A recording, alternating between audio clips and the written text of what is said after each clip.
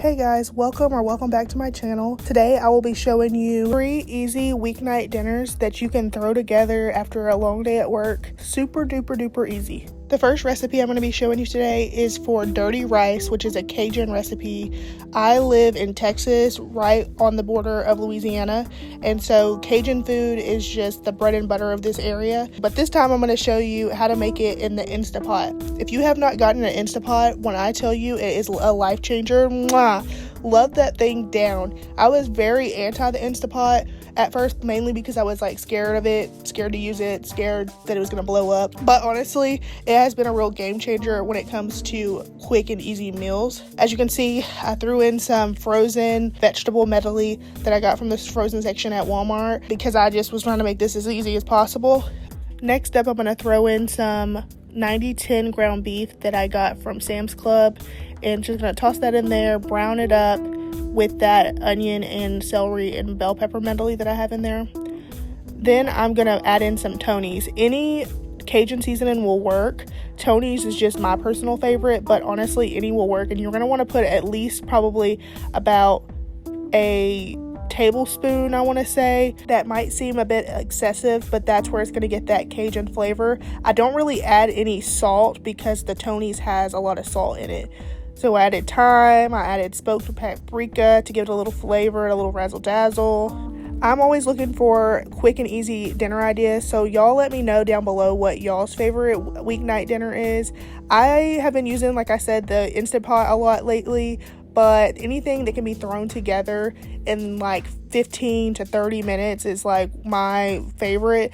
I'm not really one of those people who's like, if I have to cut an onion, then it's not quick and easy. I don't really mind having to cut vegetables, honestly, but I mean, I would prefer not to. As you can see here, I use the frozen. Then you're gonna brown that meat up as best you can. As you can see, the Instant Pot does have a feature where you can like saute stuff on there, which makes it really easy. Like, you don't have to saute things on the stove and then transfer it to the pot. You can do everything in the Instant Pot.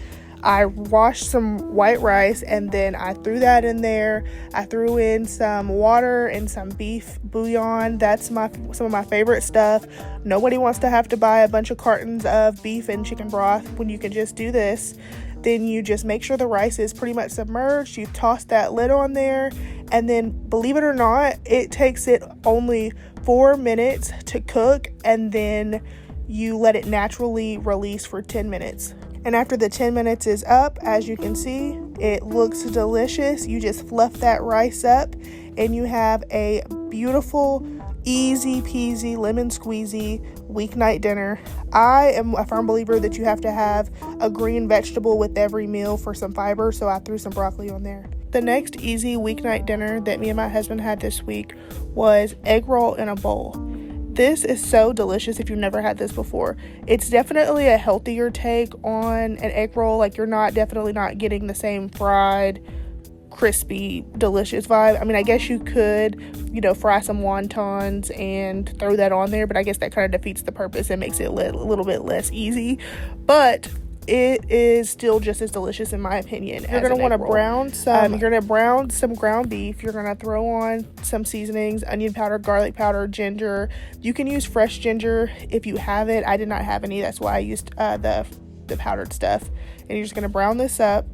I have PCOS, and so this is one of those meals that is super PCOS friendly. It has a lot of fiber for the coleslaw mix that we're going to put in there. It has carrots, it has coleslaw, it has onions. So it's very healthy, and it is nutrient packed, and so that's why part of the reason why I really like this meal. Speaking of, if you're a PCOS girly, comment down below. Let me know when you first found out that you had PCOS. I found out when I believe I was like 22 or 23, and it kind of hit me out of nowhere. So I always find it interesting to learn more about different people who have, found out that they had it. I throw in some soy sauce. I end up adding a little bit more soy sauce. This is a 2 tablespoon cup measure. I think I end up adding another tablespoon, and then I add a tablespoon of oyster sauce. I end up putting 2 teaspoons of brown sugar in there. If you don't have oyster sauce, but you have hoisin sauce, instead of doing the 2 teaspoons of brown sugar, and the oyster sauce, you could just sub it, both of those things, for the hoisin sauce.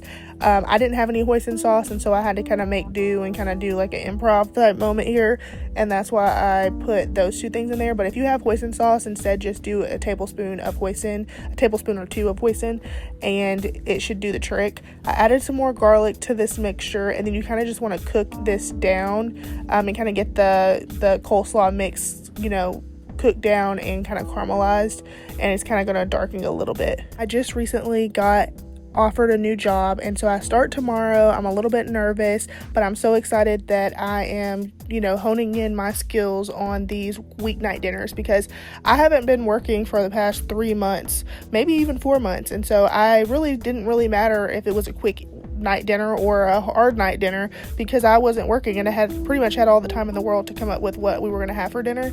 But now that I'm going to be working, this is a 10-hour shift, might I add, and so I'm going to be exhausted, especially since I'm out of practice when it comes to working.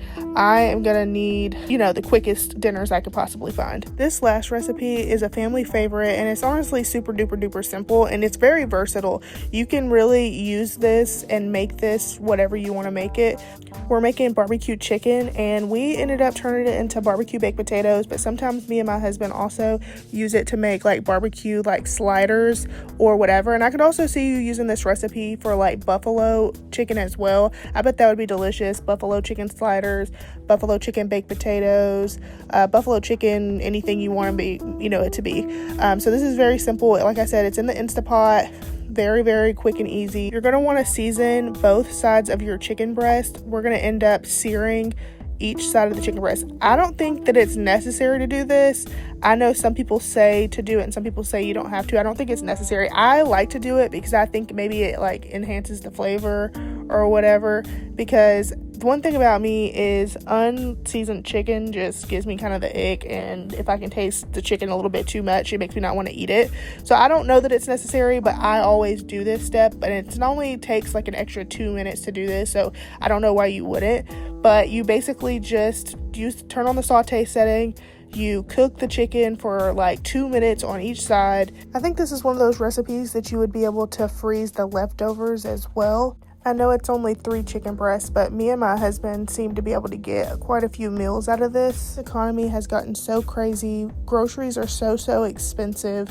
So me and my husband have been trying to kind of keep our budget in check. What I've been doing is I've been getting my hamburger meat from Sam's, and I would get the 90-10 beef, and then I divide it out whenever I get home, and I think it's like $5.80 a pound, which is really good, I think, especially for 90-10 ground beef. And then I can't stand Walmart and Sam's chicken because it kind of gives me the ick. It starts peeling and it kind of disgusts me. So we started getting our meat at a local meat market, which seems to be like way better quality. It is slightly more expensive, but if I'm gonna be eating the chicken, and I want it to be good quality, I guess, because if I'm gonna get disgusted by the chicken where I don't even want to eat it, then there's no point in me buying it. So we started doing that, and so that has kind of made it to where our meat is probably about $25 a week if I like kind of do the math. And so I've been trying to keep like the other parts of the meal around $50 to $60 so that our meal budget for the week is a lot lower. Now that doesn't really include like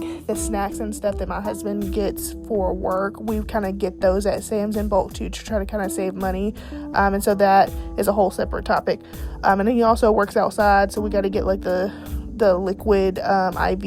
We don't use liquid IV, we use the Body Armor ones, but you get what I'm saying, like the electrolyte drinks. And so that's a whole separate topic. But it's for like groceries for like dinner, breakfast, lunch, and all that. So we kind of try to keep it about $75 a week. So you guys, let me know what y'all's grocery budget is for like the number of people in your family, and if y'all think that my budget is expensive, and how much y'all think you should do per person. As you can see here, I'm putting a little bit of water in the bottom. You do not want to leave it dry for the Instapot. That is the quickest way to burn something. They say you're supposed to have a cup of liquid in there at all times, and it includes any other liquid, like the liquid that the meat gives off, and also like this barbecue sauce counts. And so I only did half a cup of liquid with a little bit of chicken bouillon in it, and then I added that barbecue sauce, and the barbecue sauce was probably about a cup, so I probably would have been good if I didn't add it, but I'm not trying to burn nothing, so I just went ahead and did it. I cooked it for 18 minutes on high, and then I let it naturally release for 10 minutes. And look how beautiful it turns out. When I tell y'all, it turned out so good and delicious. See, that's my husband's arms. I am too scared to shred the chicken. It's all hot and be popping and everything, so I let my husband do that part. And then as you can see here, we made it on potatoes and had it with zucchini. Thank you guys for watching.